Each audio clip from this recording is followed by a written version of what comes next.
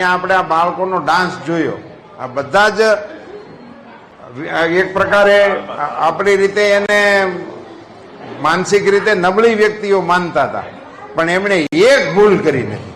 એમના આખા કાર્યક્રમ દરમિયાન એમને જે કંઈ 3-4 પરફોર્મન્સ એને કરાવવાના હતા એ 100% કર્યા છે. હું એનું એ ધ્યાન રાખતો હતો. મારા મનમાં એમ હતું કે ભૂલ કરે કેવી રીતે કરે છે એ જોવા માટે હું આતુર હતો. એમાંથી મને એને નાસીપાસ કર્યો.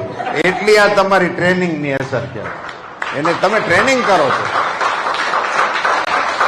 અગત્યનો બીજો મુદ્દો એવો હતો કે અહીંયા વાલીઓ જે બધા ઉપસ્થિત છે અને આજે અહીંયા ઇનામ વિતરણ કે સન્માન સમારોહ કે એવું બેને જે ગોઠવું, એમાં એના શિક્ષકો આવ્યા જે આમાં ટ્રેનિંગ આપે છે, બાળકોને સાચવે છે વગેરે.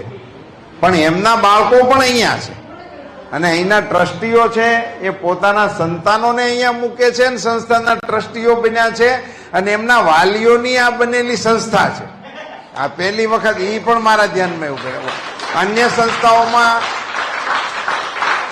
જે જોવા મળ્યું છે એવું જોવા મળતું હતું કે કોઈ દાનવીરના મગજમાં આવે કે ભાઈ આપણે આવા બાળકો માટે કંઈક કરવું છે એટલે બધી વ્યવસ્થા એ કરી નાખે અને પછી લોકો એને ચલાવતા હોય છે. અહીંયા ડિસેબલ બાળકોના પેરેન્ટ્સ એ ટ્રસ્ટીઓ બની અને એની સંસ્થા બનાવી છે. આ કન્સેપ્ટ પણ ખૂબ મજબૂત અને નવો કન્સેપ્ટ છે અને એ પણ સમાજની અંદર ફોલો કરવા જેવો કન્સેપ્ટ.